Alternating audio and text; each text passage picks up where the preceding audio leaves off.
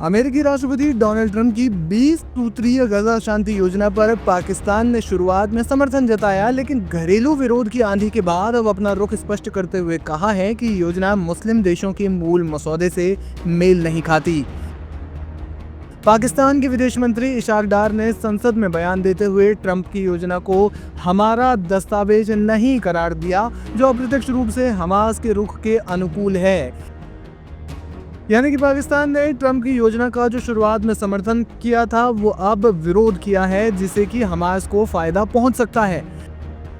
Trump ने 29 सितंबर को white house में इजरायली प्रधानमंत्री बेंजामिन नेतन्याहू के साथ मिलकर ये योजना पेश की, जिसमें तत्काल युद्ध विराम, हमास द्वारा सभी बंधकों की 72 घंटे के अंदर रिहाई, हमास का निरस्त्रीकरण, गजा का पुनर्निर्माण और अमेरिकी अध्यक्षता वाले पीस बोर्ड द्वारा अस्थायी प्रशासन शामिल है।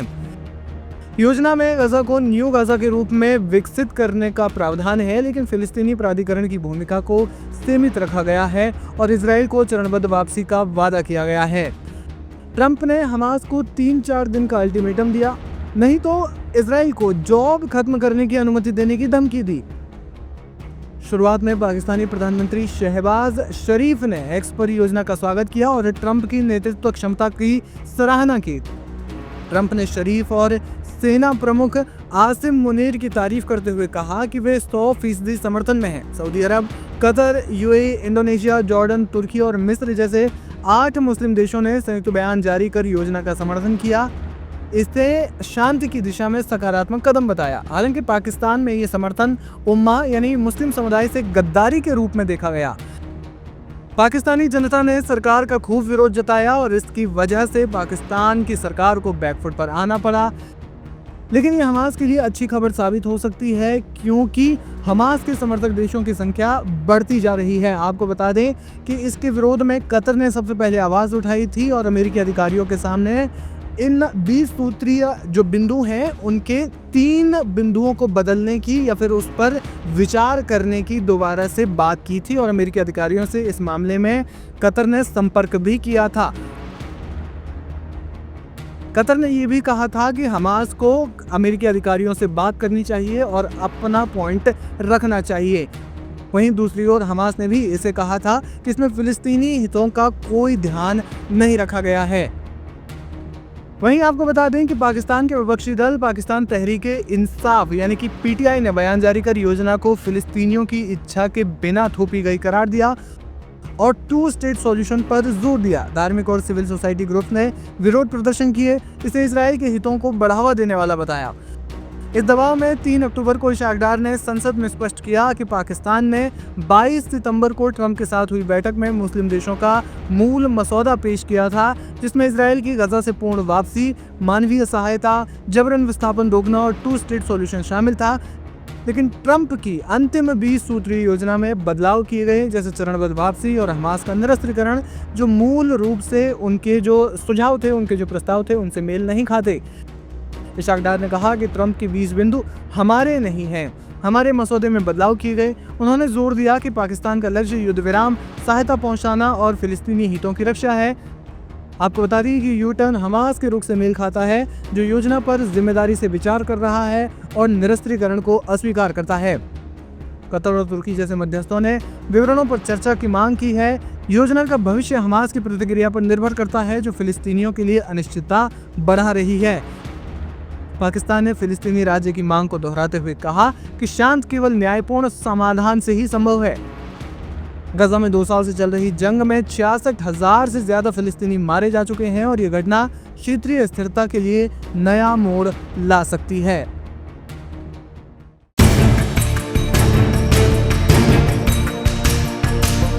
गाजा और इजराइल के बीच तनाव एक बार फिर तेज हो गया है। बीते 24 घंटे में हमास ने दूसरी बार इजराइल पर रॉकेट हमले किए हैं।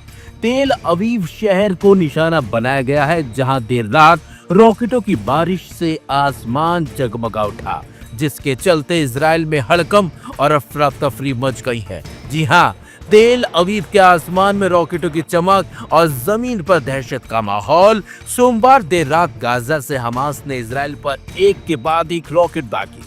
इजरायली सेना के मुताबिक कुल 5 रॉकेट लॉन्च किए गए थे, जिनमें से 4 को आयरन डोम डिफेंस सिस्टम ने सफलतापूर्वक इंटरसेप्ट किया है।